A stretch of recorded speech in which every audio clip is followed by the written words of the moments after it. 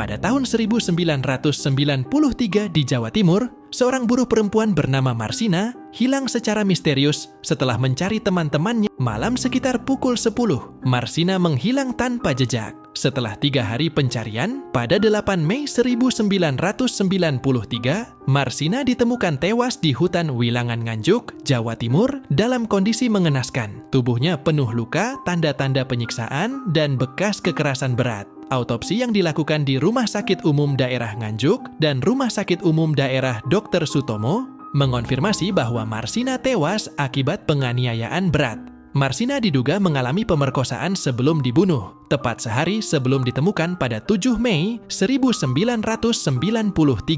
Pembunuhan ini mengejutkan dan memicu kemarahan masyarakat Indonesia, khususnya di kalangan aktivis HAM. Marsina lahir di Nglundo, Nganjuk, Jawa Timur, pada tanggal 10 April 1969. Sejak usia 3 tahun, Marsina sudah ditinggal mati oleh ibunya dan kemudian diasuh oleh neneknya. Kondisi ekonomi yang sulit kemudian membuat dirinya hanya mampu bersekolah sampai tingkat SMA dan mulai mengadu di kota. Meninggalkan desa kecilnya, Marsina adalah sosok pekerja keras. Dia sempat bekerja di pabrik sepatu bata di Surabaya. Pada tahun 1989, Marsina bekerja di pabrik Arloji Putra Surya di Rungkut, sebelum pindah ke PT Catur Putra Surya di Siring Porong, Sidoarjo. Marsina dikenal karena semangatnya melawan ketidakadilan dan eksploitasi. Marsina berjuang tidak hanya untuk dirinya sendiri, tetapi juga untuk rekan-rekannya. Dia aktif dalam serikat buruh, berani bersuara, dan bertindak demi hak-hak dasar pekerja, termasuk kondisi kerja yang layak. Meski sadar akan risiko besar, Marsina tetap berada di garis depan perjuangan, menjadi simbol perlawanan terhadap eksploitasi di tempat kerja, dan dikenal luas di kalangan aktivis hak asasi manusia.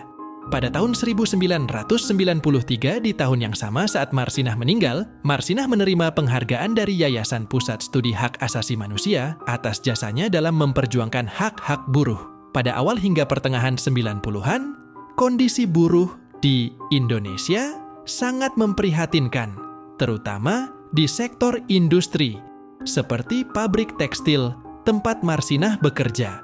Buruh menghadapi jam kerja panjang, fasilitas kesehatan dan keselamatan kerja yang minim, serta upah rendah yang sering tidak mencukupi kebutuhan dasar. Banyak pekerja kontrak dan buruh harian juga mengalami ketidakpastian pekerjaan tanpa jaminan jangka panjang atau hak-hak dasar seperti cuti dan asuransi kesehatan. Di tengah ketidakadilan ini, Marsina muncul sebagai aktivis buruh yang berani memperjuangkan hak-hak pekerja, menjadikan reformasi perlindungan buruh sebagai bagian penting dari perjuangan hak asasi manusia di Indonesia. Perjuangan untuk menuntut hak-hak buruh sering menghadapi berbagai kendala, terutama ketika politik dan kepentingan pengusaha ikut terlibat.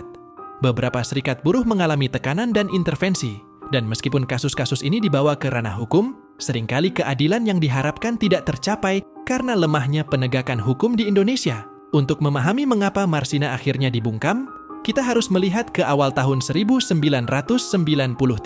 Saat itu, Gubernur Jawa Timur, Sularso, mengeluarkan surat edaran yang mengimbau pengusaha untuk menaikkan gaji pokok karyawan sebesar 20%. Meskipun ini disambut baik oleh para pekerja, pengusaha merasa keberatan karena peningkatan biaya. PT Catur Putra Surya CPS memutuskan untuk tidak mengikuti imbauan tersebut, yang akhirnya memicu aksi mogok kerja pada 3 dan 4 Mei 1993. Sebelum aksi mogok, Marsina turut serta dalam rapat pada 2 Mei 1993 di Tanggulangin, Sidoarjo, yang membahas rencana unjuk rasa. Dia juga berperan dalam aksi pada 3 Mei 1993, di mana para buruh berusaha menghentikan teman-teman mereka untuk bekerja. Meskipun ada intervensi dari Koramil setempat, aksi tersebut tetap berlangsung pada 4 Mei 1993.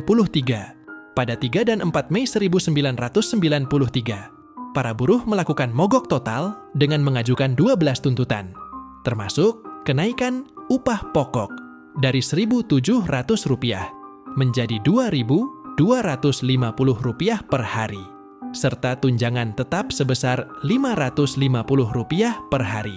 Meskipun sebagian tuntutan diterima, kenaikan gaji pokok tidak dipenuhi. Pada 5 Mei 1993, Marsina masih aktif dalam unjuk rasa bersama 14 rekannya. Namun, siang itu, tanpa kehadiran Marsina, 13 rekan lainnya ditangkap dan dibawa ke Kodim 081 Sidoarjo dengan tuduhan menghasut dan mencegah karyawan masuk kerja. Mereka dipaksa mengundurkan diri dari perusahaan. Marsina yang khawatir akan nasib teman-temannya mendatangi Kodim Sidoarjo untuk mencari informasi. Namun itulah terakhir kali ia terlihat. Malamnya, sekitar pukul 10, Marsina menghilang tanpa jejak, memicu kekhawatiran di kalangan keluarga dan rekan-rekannya. Setelah 3 hari pencarian, pada 8 Mei 1993, Marsina ditemukan tewas di hutan Wilangan, Nganjuk, Jawa Timur, dalam kondisi mengenaskan. Tubuhnya penuh luka, tanda-tanda penyiksaan, dan bekas kekerasan berat. Autopsi yang dilakukan di Rumah Sakit Umum Daerah Nganjuk, Jalan Dr. Sutomo, mengonfirmasi bahwa Marsina tewas akibat penganiayaan berat. Marsina diduga mengalami pemerkosaan sebelum dibunuh, tepat sehari sebelum ditemukan pada 7 Mei 1993. Pembunuhan ini mengejutkan dan memicu kemarahan masyarakat Indonesia, khususnya di kalangan aktivis HAM, hingga menarik perhatian internasional. Sebagai respons, Komite Solidaritas untuk Marsina, KSUM, dibentuk pada tahun yang sama oleh 10 LSM untuk mengadvokasi dan menyelidiki kasus ini, khususnya terkait dugaan keterlibatan aparat militer. Komite ini berusaha menghentikan intervensi militer dalam sengketa perburuhan. Munir, seorang pengacara terkenal, juga terlibat dalam membela 22 buruh PT CPS yang dianggap sebagai dalang unjuk rasa dan mengalami pemecatan sepihak oleh aparat Kodim Sidoarjo. Kemarahan masyarakat memicu gelombang unjuk rasa dan protes di berbagai daerah, melibatkan pekerja, mahasiswa, aktivis HAM, dan kelompok advokasi sosial lainnya. Mereka bersatu mengecam pembunuhan Marsina dan menuntut penyelidikan yang transparan. Aksi unjuk rasa berpusat di Jakarta, dengan ribuan orang berkumpul di berbagai lokasi, termasuk gedung pemerintahan dan kantor perusahaan terkait. Protes juga terjadi di kota-kota lain di seluruh Indonesia, seringkali disertai mogok kerja dan pemblokiran aktivitas ekonomi sebagai bentuk tekanan. Di bawah tekanan dari unjuk rasa dan opini publik, pemerintah berjanji untuk melakukan penyelidikan yang lebih mendalam dan memberikan keadilan bagi Marsina, memenuhi desakan berbagai pihak agar kasus ini diusut tuntas.